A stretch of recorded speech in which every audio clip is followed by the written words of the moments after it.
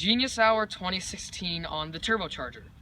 A turbocharger is a power-enhancing turbine driven by exhaust engine gases, and is commonly found in foreign cars such as Europe, Italy, other places like that, and commonly found. A turbocharged engine can generate as much as 7 times the horsepower as a non-turbocharged engine.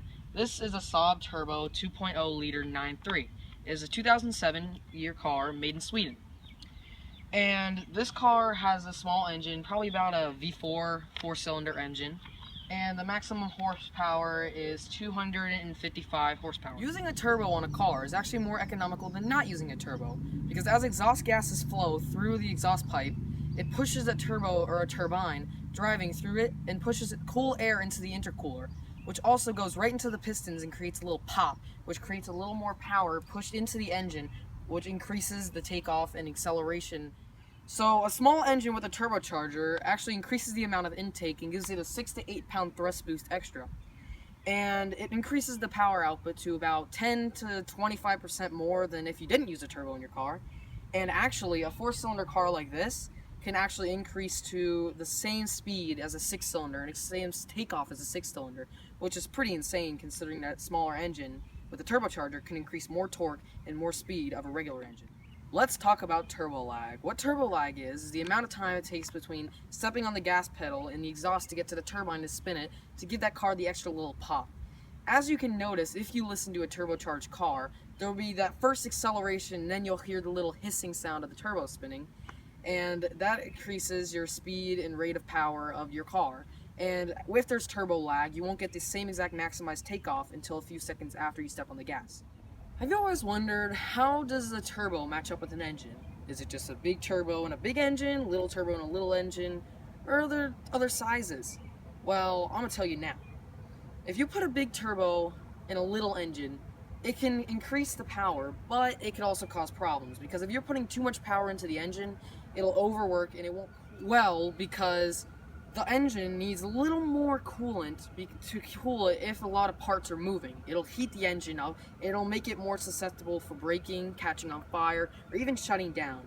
Now, if you put a small turbo in a huge engine, it'll only equal out the power, and it won't give it the maximum strength and speed and the aggression that a car would really usually have if you put a big turbo in a big engine. So you don't want to mix those two up. So you would want to put a big turbo in a big engine, a little turbo in a little engine, and a motorcycle-sized turbo in a motorcycle, and not mix them up, cross them over, because it won't really do anything good, but it can do harm to your engine. Here are a few tips to make sure that your turbo is running efficiently and powerful. First one is, when you start your car, drive at moderate speeds for a while until you start actually using the performance-enhancing stuff. Also, keep the engine idling, which is just leaving it on and running for a couple of minutes, or at least 1 minute, before you start using the turbo, or the car. The third one is, before you turn off your turbo, or your car actually, because you can't turn off your turbo, make sure that it's sitting, idling, just sitting there, running, let it cool down a little. Make sure those engine oils can go and cool down the turbo after it's being used heavily. Have you always wondered how a flashy car attracts more of a crowd, or people walking around and then they hear a loud engine roar by them, they turn their head immediately and try to see what's making that sound? Well, I'm going to tell you how it attracts more of a crowd.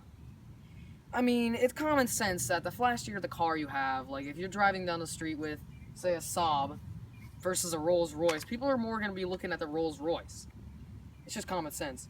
And if you have a nicer car, people are going to be like, wow, that guy has some money, that's cool, that's a nice car. Say, what type of car is that? I might be interested in buying it. And some people might just think, oh yeah, that's cool. And then, let's see. Also, have you always seen the movies where the men driving around the nice car always pick up the nice women? You know, like drive around and then the women are like, hey, what's up? Well, that's actually a fact. If you drive a nicer car, 10-15% more women will actually come to you if you have a nicer car. They'll ask you, how do you afford that? What do you work for? What do you do for a living? How would you make sorry, my stats were wrong. It's actually 85% chance of more picking up a girl if you have a nicer car and a performance-enhanced vehicle. Even though a car could be old, like say you're driving around in a 1972 Mustang or something like that, if you put a new paint job... So, where was I? With the 1972 Mustang hatchback, you could put a lot of performance enhancing parts on that car and make it really cool. It may look a little silly to see a giant, Mustang hatchback driving down the road with all these new stuff on it, make it look like, oh, this person's just trying to show off with his new old car. Well, really, if you want to turn heads, that's one of the things you should do. Even if a car's old, people still look at it. It's nice. Older cars, personally, I like interest in older cars anyway, especially Mustangs and Camaros, Corvettes, all the old cool stuff. But you're guaranteed to get at least one or two head turns if you put performance enhancing parts on an older car. That's just tips from Joe. What makes the NASCAR so popular? Find out here. The action and the noise are the two main parts of NASCAR that so many people come to and watch their races because they're like, wow, that's awesome. That sounds pretty cool. That looks pretty cool. And it's just mainly overall. They put on a good show and make sure that all their fans are enjoying what they're watching. They don't just sit there and are like, 2 laps. Oh yeah, great, this guy won. NASCAR is the only racing series that has a lot of actual action involved. That's still legal. Unless you go to Europe, of course.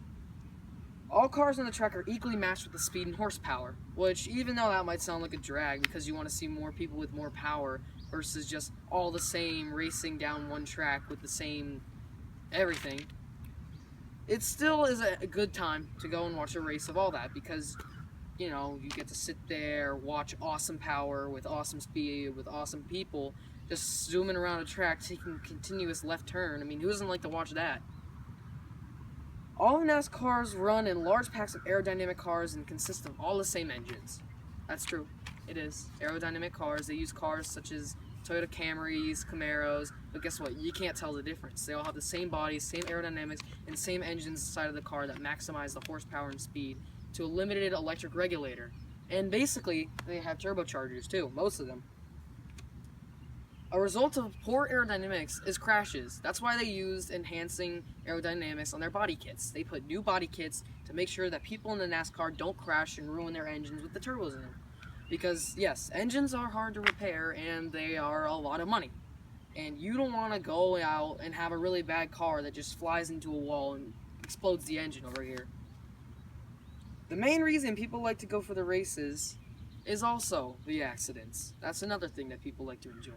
Me, personally, I like to see the cars race and hear the noise of the crazy fans and the engines going off as they take off. That was my final research project for turbochargers in Genius Hour. I hope you liked it.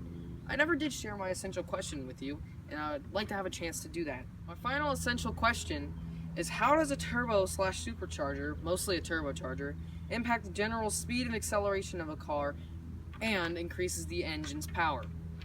This is the now in action turbo, the Saab. As she revs it up, you should be able to hear the sound of the turbocharger hissing. Okay, so if you couldn't hear that, I'll have a clearer clip that you can actually hear. And as she accelerates in this basically rain road, then you should hear it.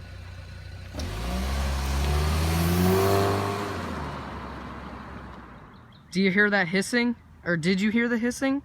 That was the turbocharger in action. So if you couldn't hear the turbocharger hissing in the first clip, here's another one that clearly explains it. Alright?